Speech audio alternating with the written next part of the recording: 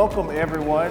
I'm Eddie Patton, former president of Texas Neurological Society, and currently I am, right, you can join here.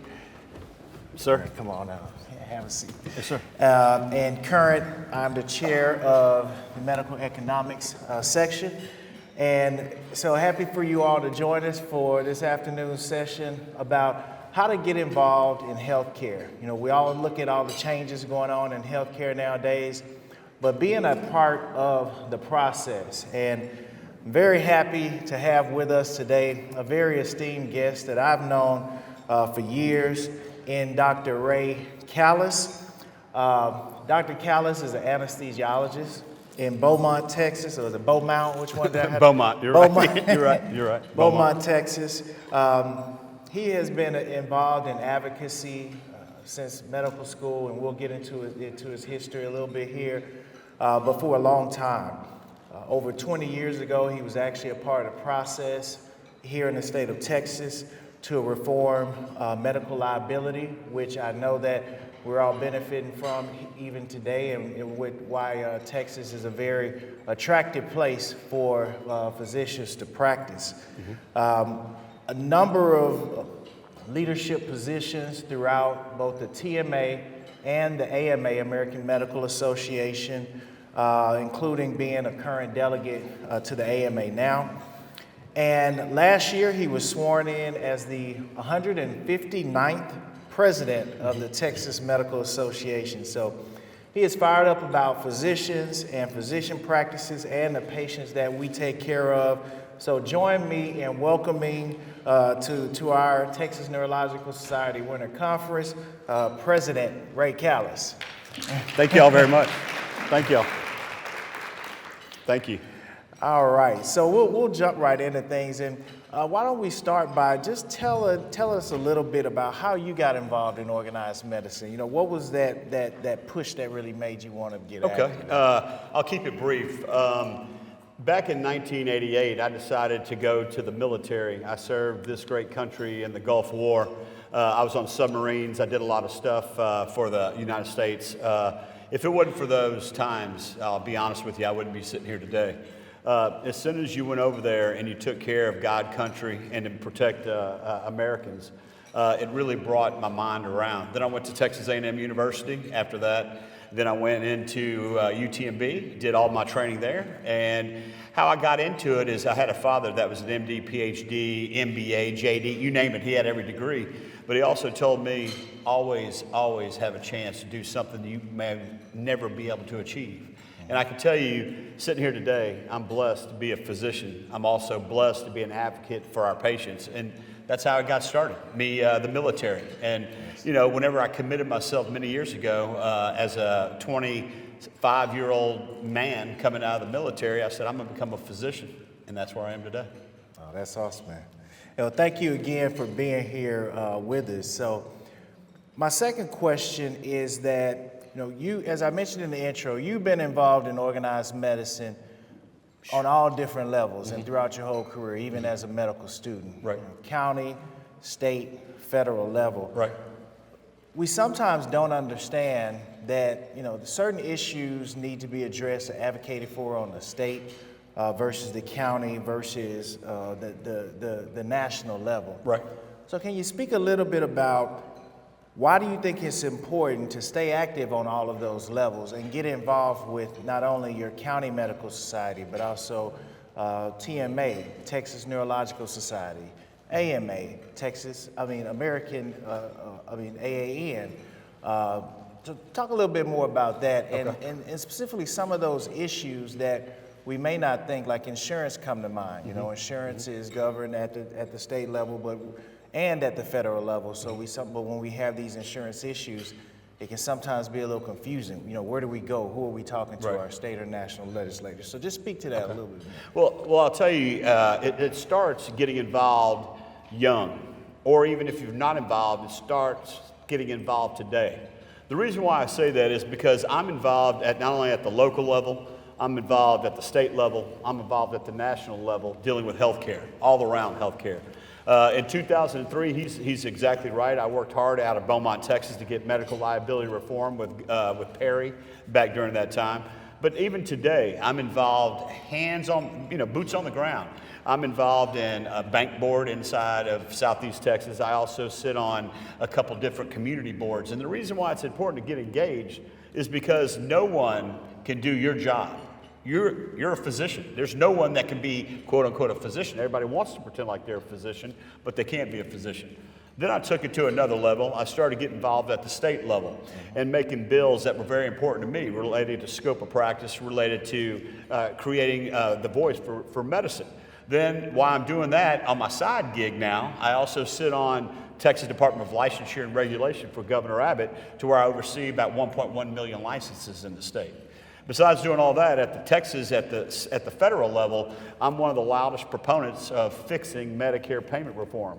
I'm not up there just putting umbrella drinks in a cocktail. I'm up there trying to change and get health care changed. I hope to God that with RFK, if he gets sworn in with Trump and with both the House and Senate being Republican, I don't care who's there. We got to continue to be the voice of medicine, because I'm concerned if we don't fix Medicare, we're going to continue to see more and more consolidation and the destruction of independent practices. But with all that being said, I'm engaged at the most highest level, but we need everyone engaged. I would tell you the biggest thing I would encourage your colleagues to do, to come to First Tuesdays at the state level, because that is where the rubber meets the road, where we go all over the Capitol and making sure physicians' voices are heard and dealing with a lot of legislation that will be impactful to you as a neurologist and us as physicians throughout the state. Absolutely, and I'll put in a plug there. First Tuesdays is a legislative advocacy day here in Austin. You come early, you get trained, and then we literally flood the Capitol with white coats, and you meet with legislators from your district.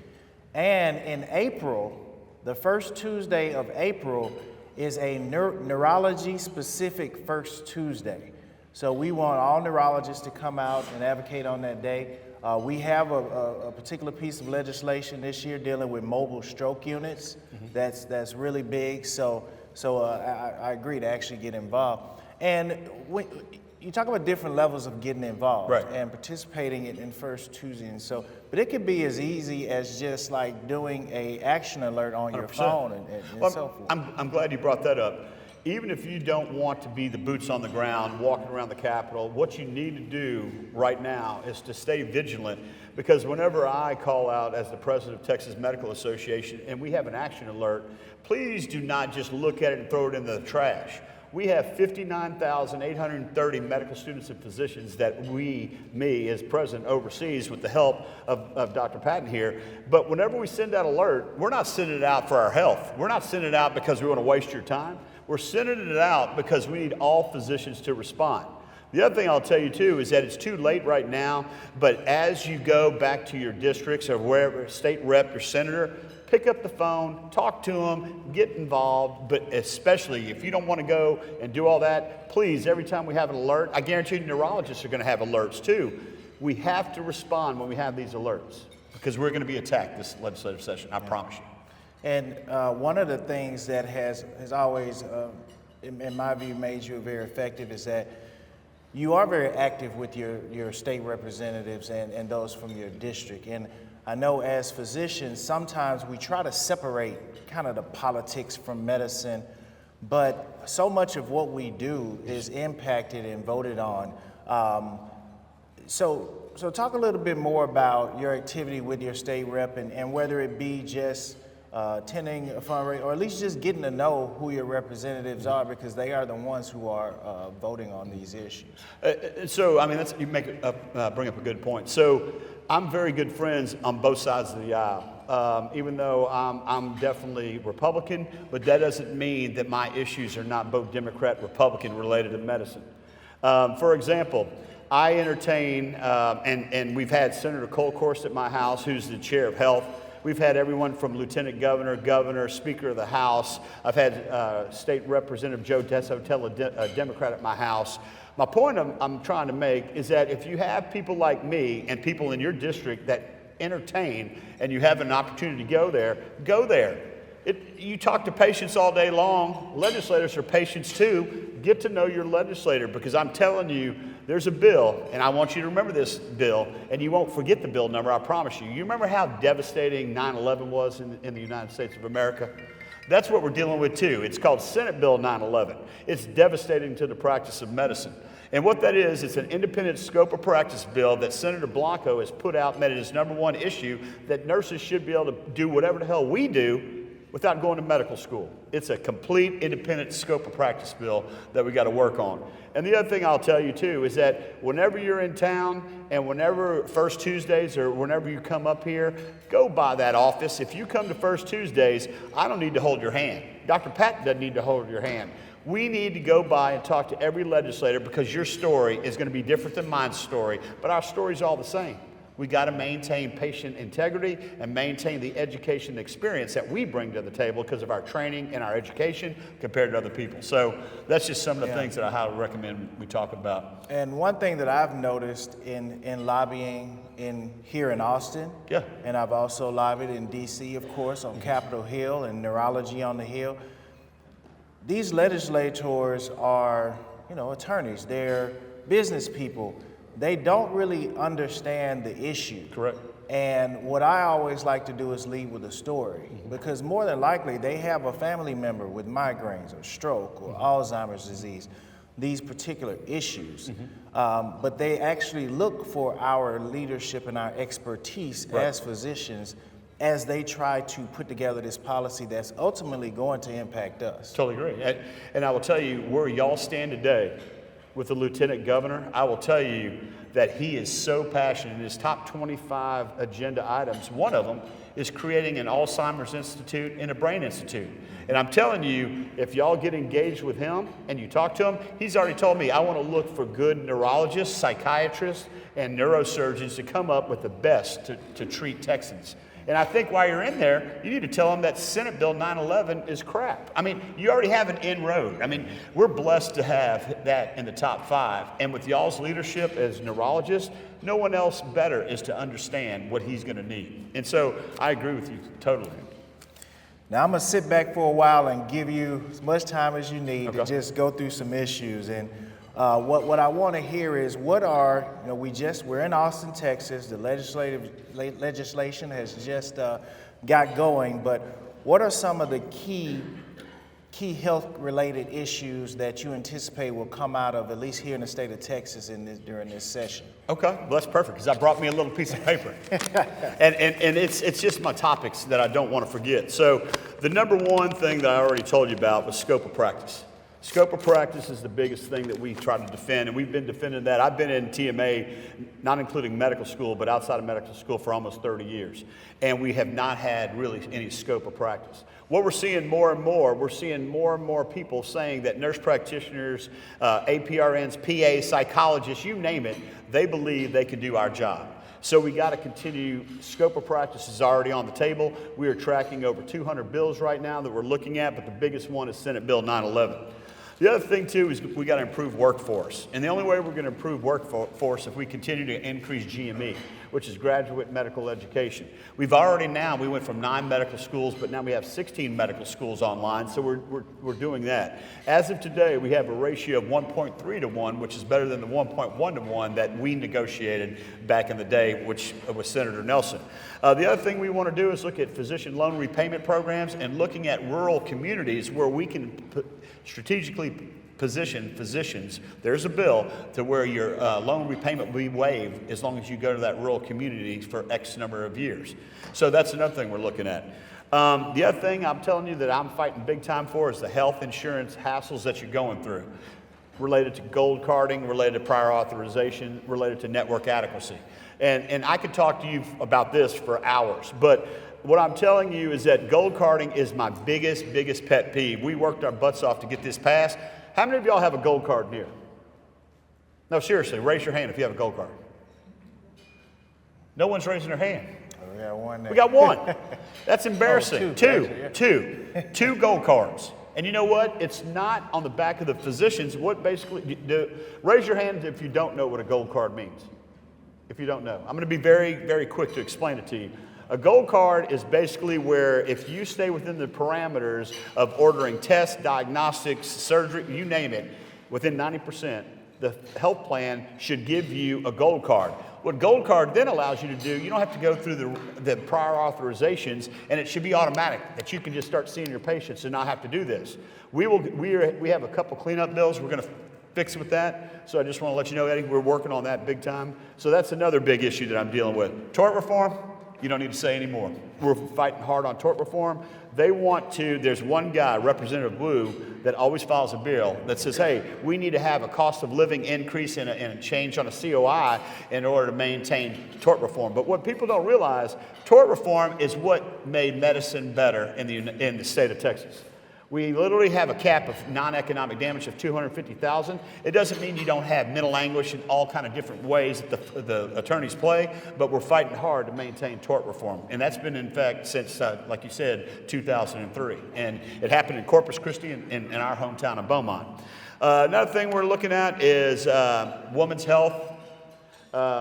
And I know that I'm not going to get into a bunch of debates on this, but what I'm going to let you know, no matter what the issue is related to abortion, related to transgender care, related to a woman that definitely needs to be taken care of, I am making sure that we're having laws that decriminalize the patient-physician relationship and allows every woman to have that protection and that physician that protection where they can take care of the patient and not worried about having handcuffs on them or making government tell us how to protect people inside the... Thank you. And I will tell you, this is very near and dear to me. I have 3 daughters. Under no circumstance that, and I'm in the trenches right now. And when I'm telling you in the trenches, I've already had meetings with Governor Abbott. I've had meetings with Lieutenant Governor Patrick face-to-face, Senator Hughes, to where these women that have a god-awful problem like a ruptured membrane or ectopic pregnancy. I mean, I'm an anesthesiologist, so I deal with all this stuff. But more importantly, if a woman gets raped, has some incest or whatever, they should have that option. I would tell you, and I'm Catholic, and I'm not going to get into my faith and my religion, but I am going to tell you that my daughter was raped. And you're forcing me to tell my daughter to live that kind of life for the rest of her life? Hell no. So I'm telling you that I've listened, and you got board members here like Dr. Monday, you got Dr. Patton, that I'm telling you that I want you to understand that Texas Medical Association, we want to protect the patient-physician relationship and give women the opportunity to not only feel safe, but can stay in the great state of Texas. We're working on that. Another thing we're working on, Medicaid. Medicaid for all will not be a starter by any means, but we do have a $21.7 billion surplus. So we're coming up with solutions to where we improve Medicaid in certain parameters. We did it last legislative session where we got mortality and morbidity decrease a little bit by giving participants that delivered 12 months of Medicaid care. It didn't get everybody. Like, for example, I didn't get an increase because I guess you don't need an epidural or, I guess women, whatever. But, at least it helped for a lot of people that are taking care of these pregnant women and then 12 months after. I'm glad primary care got increased, but that's another thing we're working on. Telemedicine, we're working on a bill as of right now to make sure we have broadband access throughout the state, and we're going to make the payment parity in order to make sure that if you see, especially it's important for y'all. I mean, like me as an anesthesiologist, I can't get telemedicine because I don't know how I'm going to turn the dials, put a tube in via telemedicine. Yeah. But what y'all are doing, we want to make sure that you get paid appropriately, and it broadens the access to where we decrease scope.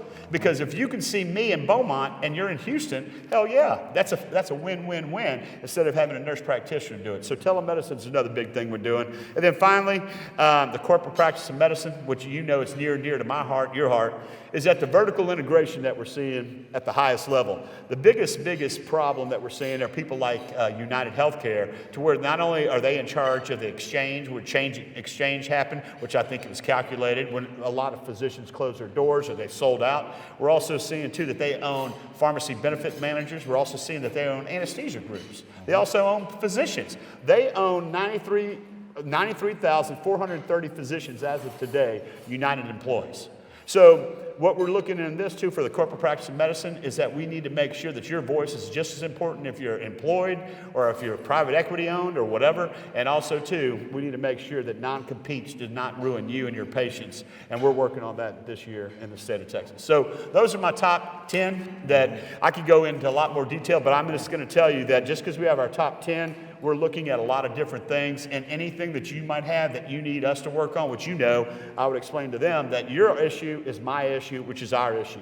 And one thing that I want to let you know is that I don't like it. Like, for example, if Kim Monday or if Eddie said, hey, Ray, I have a problem, that mobile stroke unit's very important, we got to support, it's better for me as an anesthesiologist to go over there and say, hey, this is what we need. Oh, so you're a neurologist? No, I'm an anesthesiologist. You got to be able to talk very diversity and be able to take care of issues that's not specific to you. So those are my top 10. Okay. And you know, one of the things with this session, the reason why we wanted to bring it up is to show at all levels how advocacy and how getting involved to be the change that we keep talking about. Mm-hmm. Take one example, whether it be gold carding or the issue with surprise billing, and talk a little bit about how in Texas, how active we are, how it came through a resolution through TMA, then made it to AMA. Now we have both state and federal laws regarding one of these issues. Well, I'll tell you, I'll talk about two issues, because the one that I love is that we weren't scared to file a big lawsuit, which is benefiting the physicians throughout the United States. But before I do that, gold carding and prior authorization. We work so hard. So what happens is we get a resolution that comes through the House of Delegates. The House of Delegates is represented by 254 counties throughout the state of Texas. We then vote on this. If it goes up or down, it's all the will of the House. So when you hear me talk about something, I don't get to talk about it unless it's the will of the House. Then after the will of the House passes it, then we move on with it. So what they did is that we made very, very strong prior authorization and gold carding language. So guess what? As soon as we do that, then we have a bill that says, hey, in Texas, it was very strong. But then they tell us to take it to the AMA. We took it to the AMA, and guess what? AMA voted on it. So now gold carding is set on the whole United States based on the Texas idea.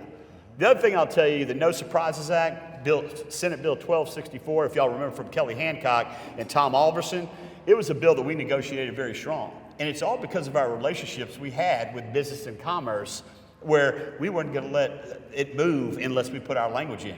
So we ended up getting the No Surprises Act done. It was Senate Bill 1264. Then Obama and Biden, they created the No Surprises Act, and then Biden did some more. But we said it was hurting physicians' practices because you had a dispute resolution process. You had a QPA, which is Qualified Payment Adjustment Amount. So when I was chairman of the board almost 2 years ago now, that they came to me and they said, hey, let's file a lawsuit. I said, who are we filing a lawsuit in? Make a long story short, we filed it against the federal government. I said, how much is that going to cost? And Kim Monday knows I'm not BSing about this.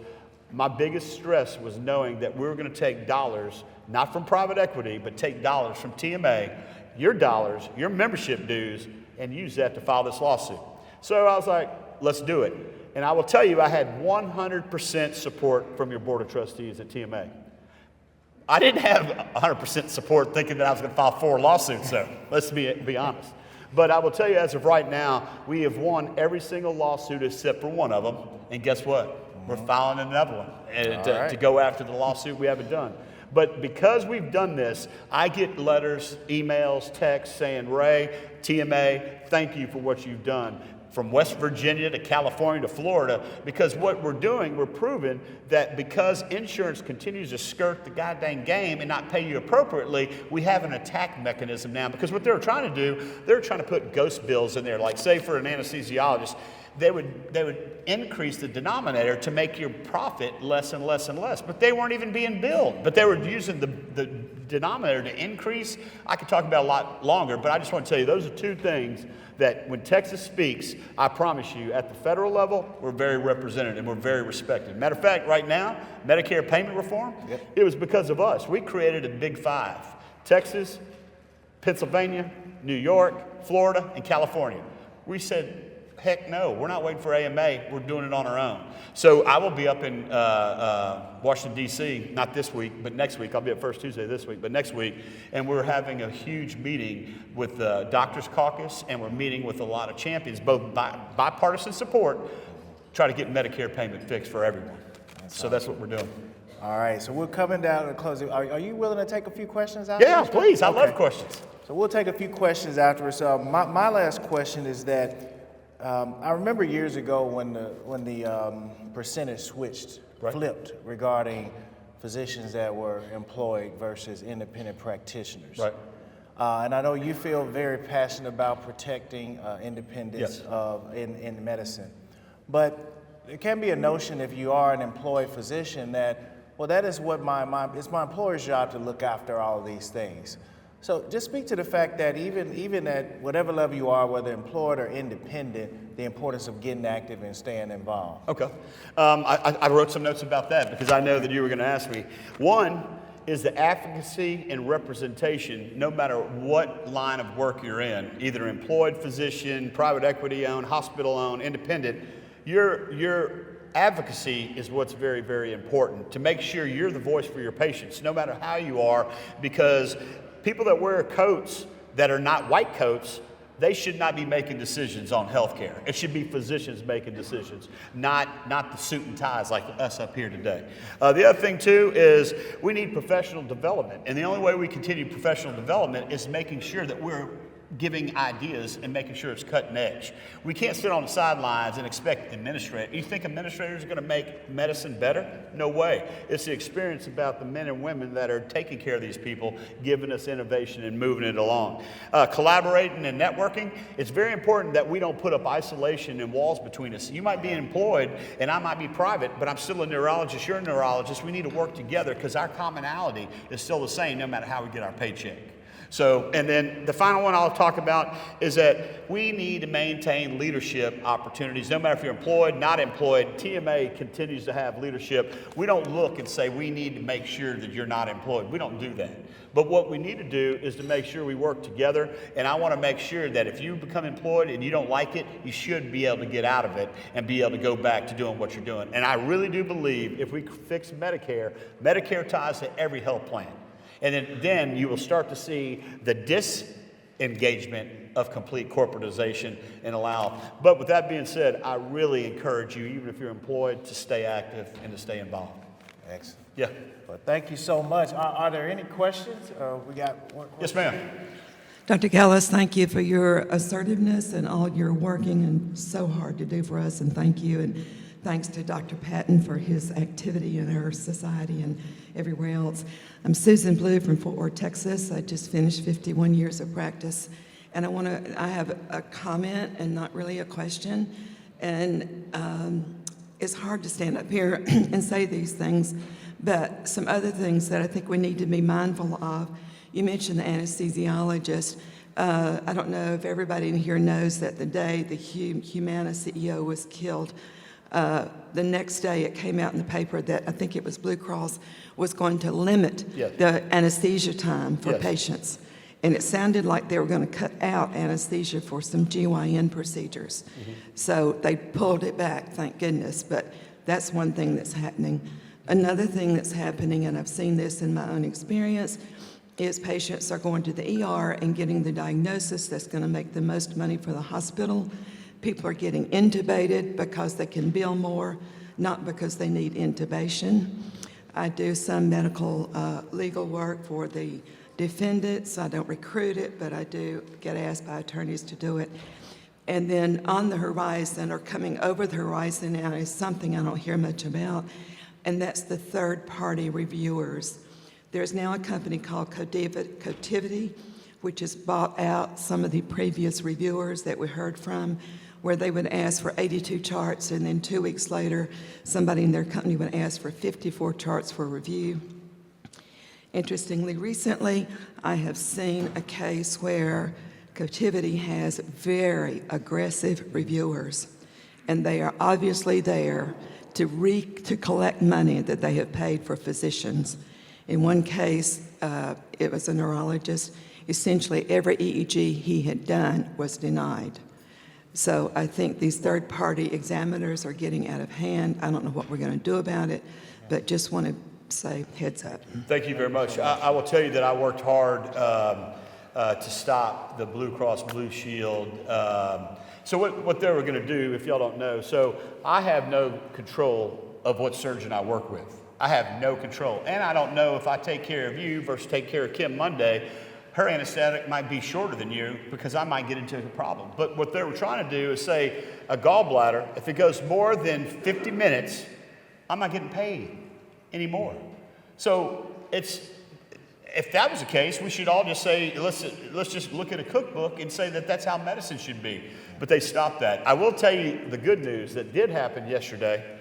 Aetna finally sees that physicians are more important than nurse practitioners. I don't know if you saw it, but nurse practitioners are getting a 15% cut off the top right away, starting with Aetna, because they said that the experience and the professionalism and the education is highest, paramount with physicians, no longer at the nurse practitioner. So that's a positive thing, but Aetna's not a big player, but I'm just telling you. And also we're working on people that are basically expert witnesses. We got a bill coming up that you must be licensed in the state of Texas, because if you give some phony crap, we want to come after you from a TMB standpoint. So you'll be seeing that bill coming up. So, I mean, we got a lot of things cooking. That's awesome. Well, thank you so much for joining us today. You're welcome. Absolutely. Thank y'all. Oh, you had a question? Oh, I'm sorry. Yeah, I didn't see you. Oh, I'm Yeah, go sorry. ahead. We had one more question. I apologize. My name is Allie. I'm from El Paso. I'm pediatric neurology. I'll be there next week in El Paso. Well, welcome. You mentioned the scope of practice bills that you're kind of playing defense for. Is there any initiative to be on the offense and, Yes. to provide? Yes, Okay. we are definitely on the offensive this year. We're looking at bills definitely related to what we feel is strong to be a physician. We're also looking at delegation orders to tighten them up. We're also looking at these med spas, these infusion centers, and all this other crap that we're dealing with to make sure that we tighten that up. I'm glad she brought it up. We're our own problems a lot of the times. And we all need to look in the mirror. Every physician needs to look in the mirror. They cannot be doing this unless a physician authorizes it. So right now, I'm an expert witness on a big case that y'all might have heard of. Her name is Jennifer Cleveland. She got an IV in the Dallas area, and she ended up getting 40 milliequivalents of potassium IV very quickly. You know what that does. And so the physician, the medical director, was 167 miles away, not knowing what the heck's going on. We as physicians, and I get very passionate about this, if you're going to say you're medically directed and medically supervised, well, damn it, get engaged. Don't sit here and while they're going on in Beaumont. That's not fair to these patients. And so we have to look together at ourselves to police our own. We have dang good laws, but the problem is we're not getting paid appropriately. So you see physicians doing all kind of other things. And so I agree with you. We are definitely not playing defense. We're playing defense because this bill came out so fast. It came out January 24th, and we have no control of what the senator is going to put out. But we do have bills. And what's happening now, so that way you all know, we have bills ready to rock and roll. The problem is we don't have anyone carrying them on the House side yet because we don't know who the committees are right now. We just had a brand new speaker, and that was a fun race with Burrows versus Cook. But I know we're over time. But the reason why is that we don't want to be strategic. So we need to make sure whoever's the chair of public health, whoever's the chair of insurance on the House side, we make sure that we need to know who's in the game before we start burning our candle. So, but thank you very much. I appreciate it. Thank you again, Ray, man. I appreciate it. Man. Thank you all very much.